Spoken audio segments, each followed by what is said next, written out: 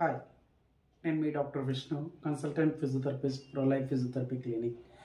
ఈరోజు టాపిక్ వచ్చేసి total knee replacement తర్వాత హోమ్ ఫిజియోథెరపీ రిహాబిలిటేషన్ ఎలా ఉంటుందనేది ఈ వీడియోలో మీకు చూపించబోతున్నాను. ఈ ఎక్సర్సైజ్ అండి నీ ఐసోమెట్రిక్ ఎక్సర్సైజ్ అంటారు. ఈ టోటల్ నీ రీప్లేస్మెంట్ చేసుకున్న వాళ్ళకి ఈ ఎక్సర్సైజ్ అయితే చాలా హెల్ప్ అవుతుంది. ఈ ఎక్సర్సైజ్ని 10 to 15 టైమ్స్ చేసుకున్నట్లయితే మనకు చాలా బెటర్ రిజల్ట్ అయితే ఉంటుంది. క్వాడ్ స్ట్రెంథనింగ్ కూడా వస్తుంది, మనకు నీ లాకింగ్ కూడా మనకు ఇంప్రూవ్ అవ్వడం జరుగుతుంది. ఇది 10 to 15 టైమ్స్ చేసుకోవాలి. ఇక్కడ ఈ వీడియోలో చూపించినట్టుగా టవల్ని మన యాంకిల్ కింద పెట్టుకొని అలా ప్రెస్ చేస్తూ వదిలేస్తూ ఉండాలి. ఈ ఎక్సర్సైజ్ కూడా 10 to 15 టైమ్స్ రెపిటేషన్స్ చేసుకున్నట్లయితే మనకు హ్యామ్స్ట్రింగ్, లెగ్ ఎక్స్టెన్షన్ బాగా ఇంప్రూవ్ అవుతుందండి. నెక్స్ట్ ఎక్సర్సైజ్ వచ్చేసి స్ట్రైట్ లెగ్ రేజింగ్ అంటారు. ఈ స్ట్రైట్ లెగ్ రేజింగ్ని మన కాల్ని స్ట్రైట్గా ఉంచుతూ, నీని స్ట్రైట్గా ఉంచుతూ లెగ్ రేజ్ చేస్తూ డౌన్ చేయాల్సి ఉంటుంది.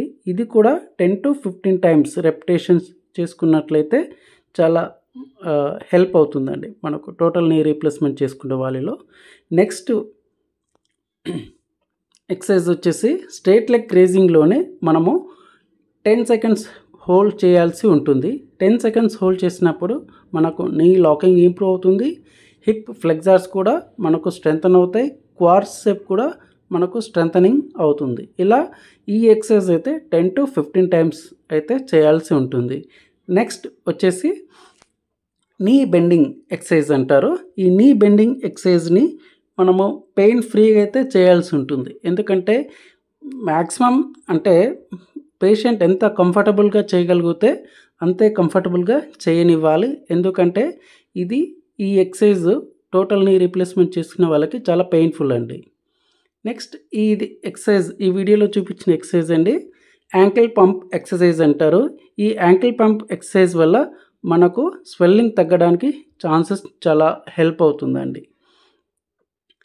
నెక్స్ట్ ఎక్సర్సైజ్ వచ్చేసి మనకు విఎంఓ ఎక్సర్సైజ్ అంటారు. ఈ విఎంఓ ఎక్సర్సైజ్ వల్ల మనకు క్వాడ్రిసెప్ స్ట్రెంథనింగ్తో పాటు నీ లాకింగ్ కూడా హెల్ప్ అవుతుందండి.